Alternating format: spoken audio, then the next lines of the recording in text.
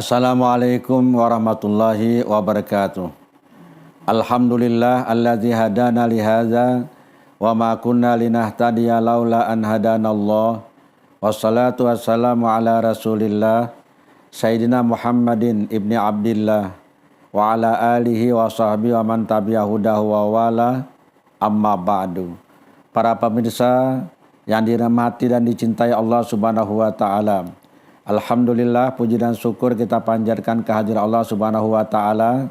Dengan rahmat, cinta dan kasih sayangnya, hari ini kita dipertemukan kembali dalam kajian kitab Tuhfatur Raghibin karya Syekh Muhammad Arsyad bin Abdillah Al-Banjari. Para pemirsa yang dicintai Allah Subhanahu wa taala, sebelum kita mulai, mari kita bersama-sama membacakan Ummul Quran terlebih dahulu. Ila hadratin Nabi Muhammadin sallallahu alaihi wasallam wa ila alihi wa ashabihi wa azwajihi wa zurriyyatihi wa ahli baitihi wa ansarihi wa atba'ihi wa ila jami' auliya ilahi wa salihin wa syuhada wal muttaqin, khususan ila hadrati mu'allifi hadzal kitab al-allamah asy-syekh Muhammad Arsyad bin Abdillah Al-Banjari wa ila hadratin Nabi Muhammadin sallallahu alaihi wasallam. Al-Fatihah.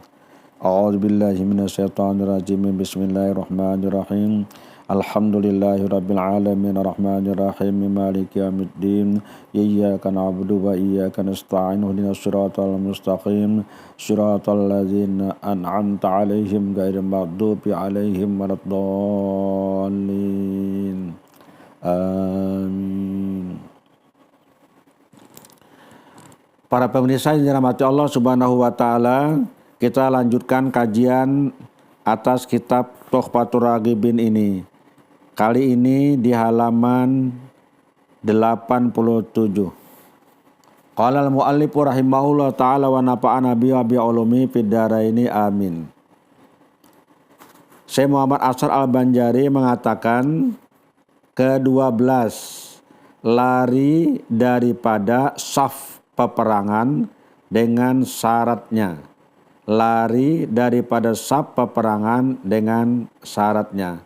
Ini kata beliau dosa besar yang ke-12. Jadi beliau menyebutkan dengan satu persatu, maksud saya satu persatu dosa-dosa besar itu. Ini yang ke-12. Apa dosa besar yang ke-12? Lari daripada saf peperangan dengan syaratnya, kata beliau.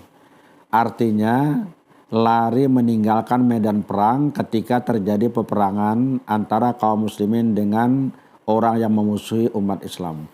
Jadi kalau misalnya terjadi peperangan, kaum muslimin tidak dibolehkan meninggalkan medan perang karena ketakutan.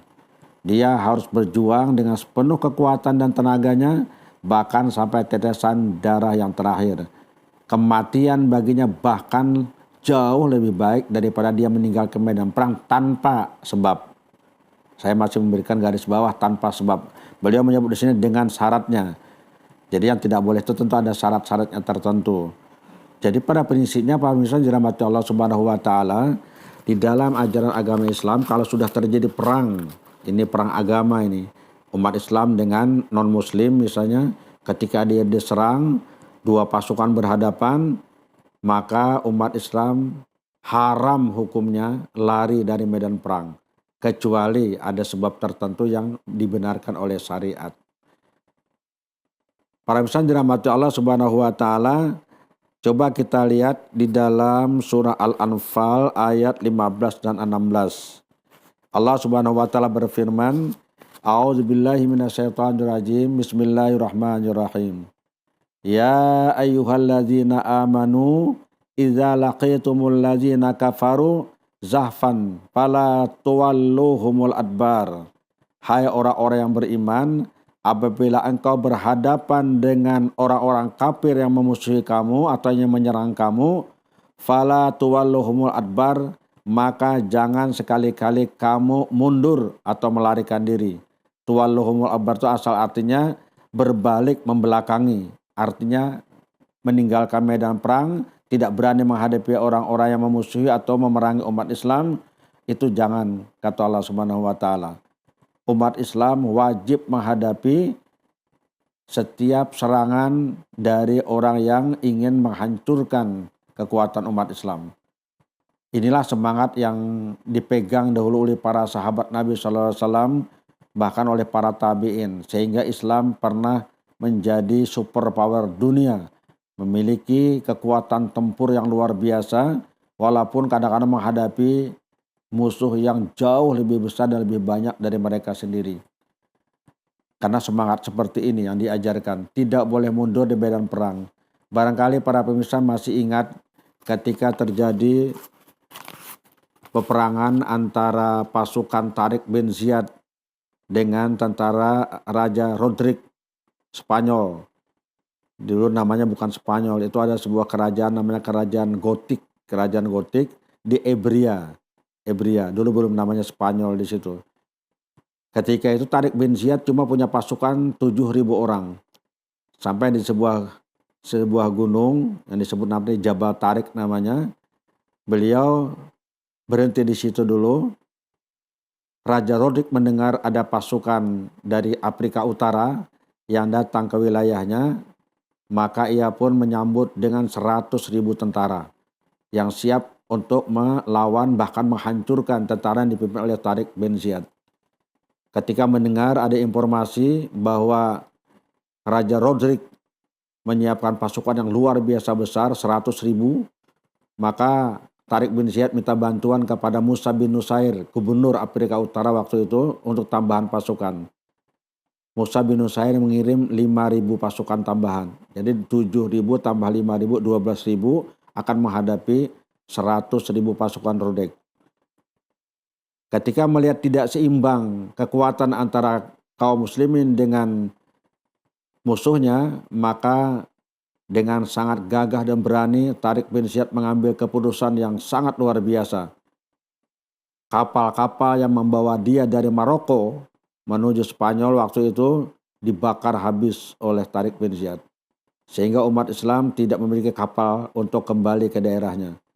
Maka kemudian dengan gagah perkasa dia mengatakan kepada pasukan kaum muslimin, saudara-saudaraku kaum muslimin, di hadapan kita ada musuh menghadang. Di belakang kita ada laut yang membentang. Kita tidak punya pilihan kecuali berperang habis-habisan, mati syahid, atau kita bisa berhasil menang. Mau pulang kembali, tidak ada kapal yang membawanya. Kemudian yang kedua, di hadapan musuh sudah menunggu. Dan itu para misi terjadi pada bulan Ramadan. Di saat mereka sedang berpuasa. Terjadilah perang yang sangat dahsyat dengan tentara kerajaan Rodrik, dan alhamdulillah dengan pertolongan Allah Subhanahu wa taala Tariq bin Ziyad dan pasukannya berhasil menang sehingga Spanyol dikuasai oleh kaum muslimin. Semangat inilah yang dipegang oleh umat Islam pada waktu itu, tidak pernah takut walaupun musuh jauh lebih banyak jumlahnya berlipat-lipat. Tapi semangat untuk tidak pernah mundur dalam pertempuran itu menjadi bagian dari kehidupan kaum muslimin pada zaman dahulu kala.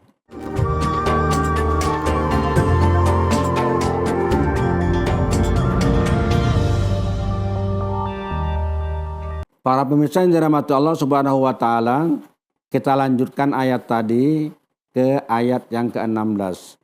Jadi kalau tadi ayat 15 dari surah Al-Anfal, lanjutannya adalah ayat ke-16. Allah Subhanahu wa taala berfirman, A'udzubillahi minasyaitonirrajim. Bismillahirrahmanirrahim.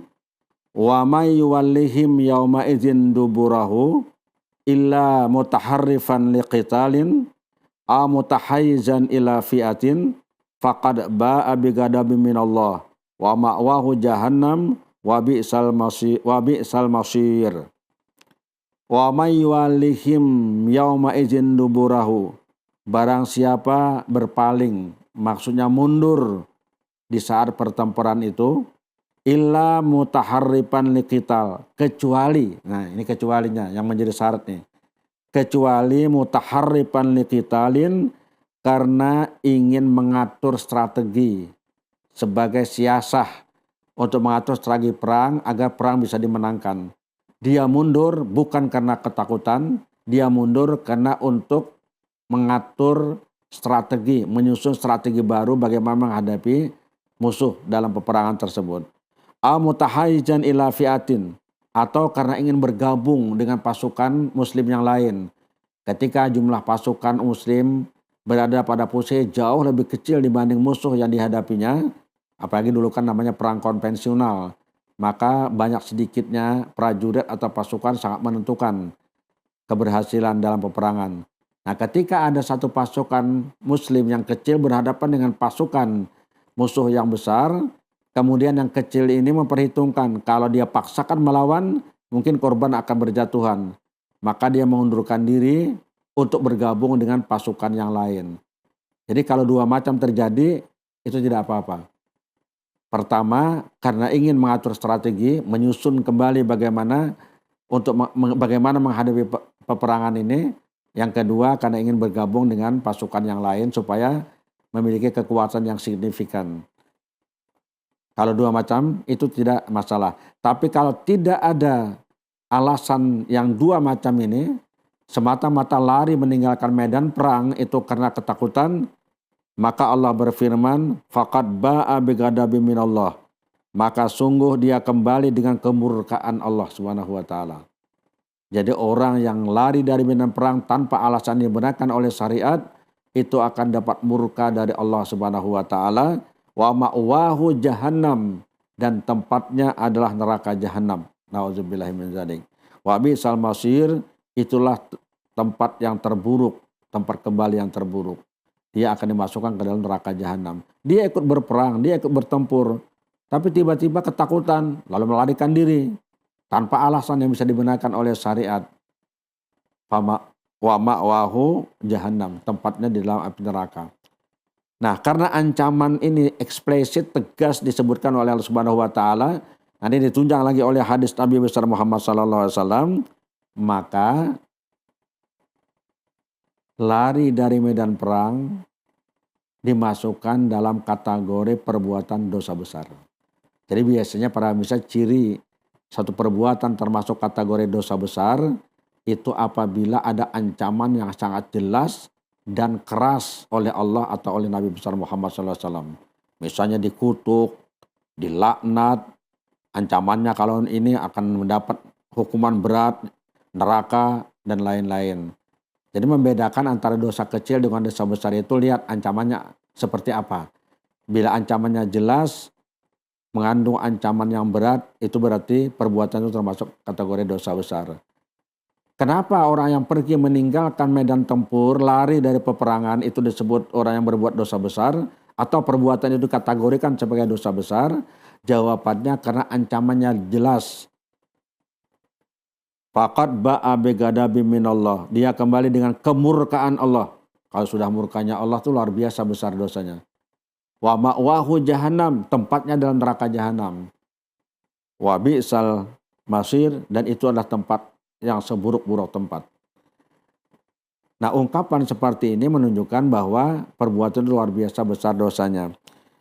Pada waktu pertemuan sebelumnya kita pernah menyebutkan ada sebuah hadis riwayat Imam Bukhari dan Muslim tentang 7 macam perbuatan itu yang membinasakan atau menghancurkan. Maka ketujuh macam perbuatan itu pun dikategorikan dalam dosa besar. Mungkin pemirsa masih ingat pada pertemuan kita sebelumnya. Coba kita baca kembali hadis itu. Nabi besar Muhammad SAW bersabda, "Istanibu sab'al mubiqat." Jauhilah olehmu 7 hal yang menghancurkan, yang membinasakan, yang merusak. Nah, kalau Nabi mengatakan mubiqat, itu berarti perbuatannya adalah perbuatan yang sangat besar. Dosanya sangat besar. Qila ya Rasulullah wa mahunna. Sahabat bertanya, apa yang 7 macam itu ya Rasul? Qala, Nabi menjawab, asyirku billah. Pertama, syirik dengan Allah. Wassihru, yang kedua sihir. Wa qatlun nafsil lati haramallahu illa bil haqq. Yang ketiga, membunuh jiwa manusia yang diharamkan Allah Subhanahu wa taala kecuali bil haq, karena hak atau karena kebenaran. Membunuh dengan hak. Yang dilarang membunuh tanpa hak. Wa aklul malil yatim. Berikutnya adalah memakan harta anak yatim. Wa aklul riba, memakan riba. Wa tawalli yaumaz zahfi, dan lari dari medan perang. Nah ini. Jadi meninggalkan medan perang karena ketakutan, tidak ada alasan diberikan oleh syara, itu termasuk sab'ul mubiqat, 7 yang menghancurkan atau membinasakan. Dia termasuk dosa besar. Wa qasbul muhsanatil ghafilatil mu'minat, dan yang ketujuh itu adalah menuduh wanita-wanita muslim yang baik dengan tuduhan berzina. Kita udah bicarakan hadis ini pada pertemuan sebelumnya, tapi kita ulang kembali di sini karena persis isinya menyangkut dengan apa yang dibicarakan oleh Syekh Muhammad As'ad Al-Banjari tentang lari dari saf peperangan dengan syaratnya, kata beliau. Dengan demikian maka posisi dan kedudukan lari dari medan tempur dalam pertempuran membela agama tanpa ada uzur syar'i di dalamnya itu termasuk kategori dosa besar. Umat Islam sekali lagi harus tegar dan kuat menghadapi setiap serangan dan ancaman dari manapun dan tidak akan pernah mundur kecuali hanya untuk 2 macam tadi. Yang pertama karena mengatur strategi, yang kedua karena ingin bergabung dengan pasangan lain untuk menambah kekuatan. Coba kita lihat para bisa dirahmati Allah Subhanahu wa taala, masih dalam surah Al-Anfal tapi kali ini ayat 45. Allah Subhanahu wa taala berfirman, "Ya ayyuhallazina amanu idza laqitum fi'atam fasbutu wazkurullaha katsiran la'allakum tuflihun." Wahai orang-orang yang beriman, kalau engkau berhadapan dengan musuh atau pasukan-pasukan musuh yang ingin memerangi umat Islam, fasbutu, maka tegarlah kamu, tetaplah kamu, jangan sampai engkau meninggalkan medan perang, bertahanlah kamu di situ, waskurullah, sampai terus ingat kepada Allah, kasiran banyak-banyak, la'alakum tuflihun, agar kamu mendapatkan keberuntungan.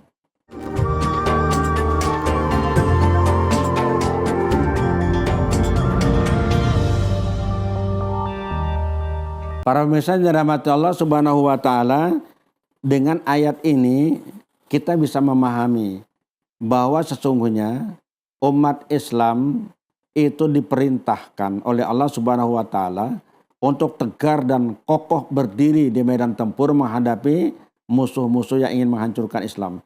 Karena kalau umat Islam itu mundur, maka risikonya mereka akan terjajah, mereka akan tertindas, bahkan Islam pun akan semakin memudar.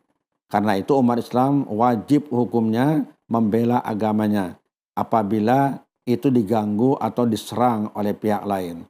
Saya ingin menegaskan para pemirsa, sebetulnya kita tidak diperintahkan untuk berperang kecuali kita diserang. Umat Islam tidak disuruh untuk berperang kecuali kalau dia diserang oleh orang-orang yang ingin menghancurkan Islam itu sendiri. Maka ketika orang-orang menyerang, tidak ada pilihan lain, umat Islam wajib mempertahankan agama dan mempertahankan diri mereka masing-masing. Maka ajaran tentang tidak boleh lari dari medan perang jangan diterjemahkan sebagai umat Islam itu harus berperang terus di mana-mana. Dia tidak menyerang, dia melawan atau membela diri kalau mereka diserang. Dan biasanya dalam sejarah pun selalu tercatat seperti itu. Ada mesti pendahuluan-pendahuluan peperangan yang menyebabkan umat Islam pun berperang melawan mereka. Mereka diserang, mereka diganggu. Mungkin para pemirsa ingat sejarah tentang Persia, sejarah tentang Romawi Timur atau Bizantium. Kenapa umat Islam harus berperang dengan mereka? Ya karena mereka diganggu. Aktivitas kegiatan mereka diganggu selalu oleh orang-orang Persia sebelum Persia itu ditaklukkan. Maka akhirnya khalifah-khalifah pun setelah Nabi Muhammad SAW melanjutkan perjuangan dengan melawan dan bahkan menaklukkan sampai akhirnya Persia ditaklukkan dan juga Bizantium ditaklukkan pada zaman Turki Utsmani. Kalau Persia zaman Umar bin Khattab itu sudah ditaklukkan. Jadi bukan berarti intervensi umat Islam yang menaklukkan dulu, menghancurkan orang. Tidak, karena ada pendahulunya. Kalau ini tidak ditaklukkan, dia yang berbahaya. Karena selalu diganggu dan diserang oleh orang-orang yang tidak suka dengan Islam ketika itu. Para pemirsa dirahmati Allah Subhanahu wa taala, kita kembali soal dosa. Dosa dan maksiat dimasukkan orang lari dari medan tempur tanpa alasan itu sebagai dosa besar karena ayat tadi jelas menyatakan bahwa orang yang melarikan diri dari pertempuran tanpa alasan yang kuat, yang dibenarkan, itu akan dapatkan murka Allah, wa ma'wahu jahannam, dan tempatnya adalah api neraka. Pemirsa yang dirahmati Allah Subhanahu wa taala, ayat ini diperkuat lagi. Ada hadis Nabi SAW. Coba kita lihat, ini ada hadis riwayat Imam At-Tabrani. Nabi besar Muhammad SAW bersabda, yang menunjukkan betapa luar biasanya dosa orang yang melakukan, maksudnya orang melarikan diri dari medan perang. Rasul bersabda, salah satu la yanfa'u ma'ahunna amalun. Ada 3 perbuatan yang tidak ada manfaat besertanya, amalun, amal apapun. Jadi artinya amal, perbuatan yang saleh, yang baik, yang dilakukan, la yanfa', itu tidak bermanfaat. Ada 3 hal. Apabila yang 3 hal dilakukan, maka semua perbuatan yang pernah dilakukan itu tidak bermanfaat. Artinya tidak diperhitungkan oleh Allah Subhanahu wa taala. Apakah dia sembahyang, apakah dia puasa, dia berzakat, dia baca Quran, dia apapun, semuanya itu tidak diperhitungkan, la yanfa'. Apa perbuatan yang 3 ini? Ini kan menunjukkan bahwa 3 macam ini luar biasa dosanya, sampai-sampai perbuatan baik pun itu tertutup olehnya. Yang pertama, asyirku billah, syirik kepada Allah Subhanahu wa taala. Orang yang melakukan perbuatan atau perkataan atau etikat, syirik itu ada 3 macam ya. Syirik perbuatan, syirik perkataan, syirik dalam etikat.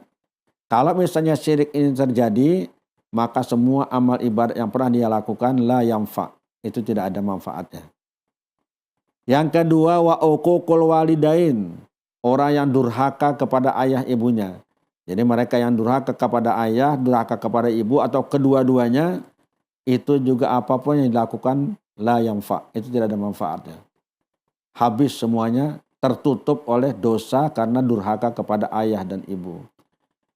Nah, baru yang ketiga ini yang jadi poin kita, wal firaru minaz zahafi, dan melarikan diri dari medan perang. Jadi ternyata orang melarikan diri dari medan perang itu sejajar dengan syirik, sejajar dengan uququl walidain, durhaka kepada kedua orang tua. Kalau demikian berarti dosanya sangat luar biasa. Bukan hanya berdosa seperti itu sampai di sana saja, tetapi bahkan bisa menutupi perbuatan-perbuatan baik yang pernah dilakukan. Padahal sebagiannya para pemirsa, perbuatan baik itu menutupi perbuatan yang jahat. Perbuatan baik menghapuskan dosa. Perbuatan baik menutupi perbuatan yang tidak baik. Seperti sabda Nabi besar Muhammad SAW, wa atbi'is sayyi'atal hasanata tamhuha. Ikutkanlah perbuatan yang tidak baik, perbuatan buruk itu, bil hasanah, dengan perbuatan yang baik. Tamhuha, perbuatan baik akan menghapuskan perbuatan yang buruk. Tapi ketika orang lari dari medan perang karena dosanya dosa besar, justru ini yang menyebabkan la yamfa'u, salah satu la yamfa'u ma'ahunna amalun. Amal-amal perbuatan yang sudah dilakukan la yamfa', tidak ada bermanfaat lagi. Berarti luar biasa dosanya. Dan itu ada 3 tadi, bukan hanya lari dari medan perang. Ada syirik. Syirik ini bahkan dosanya tidak terampunkan. Pemirsa udah tahu itu. Yang kedua, durhaka. Nanti pada bab berikutnya, Syekh As'ad Al-Banjari juga bicara tentang uququl walidain. Orang durhaka kepada orang tua, itu juga dosanya luar biasa besar. Nah, yang ketiganya itu adalah orang yang melarikan diri dari medan perang tanpa alasan yang dibenarkan oleh syariat. Para pemirsa yang dirahmati Allah Subhanahu wa taala, semangat seperti ini, sekali lagi kita kembali, semangat seperti ini sebetulnya yang membuat umat Islam dulu itu tidak pernah khawatir, tidak pernah gentar, nggak pernah takut menghadapi musuh seperti apapun. Mereka tetap berjuang di medan perang dan tidak pernah mundur kecuali hanya untuk mengatur strategi. Misalnya pernah diceritakan sejarah Khalid bin Walid yang terkenal gagah perkasa di medan perang sebagai panglima perang yang sangat tangguh dalam Islam, itu pernah juga beliau mundur dari medan perang. Bukan untuk lari, untuk mengatur strategi agar bisa memenangkan peperangan tersebut. Dan strategi itu benar, beliau pun balik menyerang kembali dengan strategi yang baru dan beliau berhasil membawa kemenangan yang luar biasa sehingga umat Islam menjadi jaya dan perkasa. Kita berdoa saja kepada Allah Subhanahu wa taala, semoga Allah selalu memberikan bimbingan, petunjuk dan hidayah kepada kita semua sehingga kita dalam hidup ini hanya melakukan yang baik dan terbaik saja, melakukan amal-amal yang saleh sebanyak-banyaknya dan mengisi kehidupan kita dengan prestasi-prestasi besar yang bermanfaat untuk dunia dan akhirat. Ala hadin niyah wa likulli niyatin salihah wa ila hadratin Nabi Muhammadin sallallahu alaihi wasallam. Al-Fatihah. A'udzu billahi minasyaitonir rajim. Bismillahirrahmanirrahim. Alhamdulillahirabbil alamin arrahmanir rahim maliki yaumiddin. Iyyaka na'budu wa iyyaka nasta'in ihdinas siratal mustaqim. Siratal ladzina an'amta 'alaihim ghairil maghdubi 'alaihim waladdallin. Amin. Amin ya rabbal alamin. Bismillahirrahmanirrahim. Alhamdulillahirabbil alamin. Allahumma shalli wa sallim wa barik ala asrafil anbiya'i wa mursalin sayyidina wa habibina wa qudwatina wa maulana Muhammadin wa ala alihi wa sahbihi ajma'in. Allahumma ighfir lana wa li walidina warhamhum kama rabbana shighara wa li jami'il muslimina wal muslimat wal mu'minina wal mu'minat al ahya'i minhum wal amwat bi rahmatika ya arhamar rahimin. Allahumma anfa'na bima 'allamtana wa 'allimna ma yanfa'una wa zidna ilma. Allahumma akhrujna min zulumatil wahmi wa akrimna binuril fahmi wa aftahna abwabal ilmi wa zaina bil halakil hasanah wa hammi bi rahmatika ya arhamar rahimin. Rabbana atina fid dunya hasanatan wa fil akhirati hasanatan wa qina adzabannar. Wa sallallahu ala khalqihi sayyidina Muhammad wa ala alihi wa sahbihi ajma'in. Subhana rabbika rabbil izzati amma yasifun wa salamun ala mursalin walhamdulillahi rabbil alamin. Wassalamualaikum warahmatullahi wabarakatuh.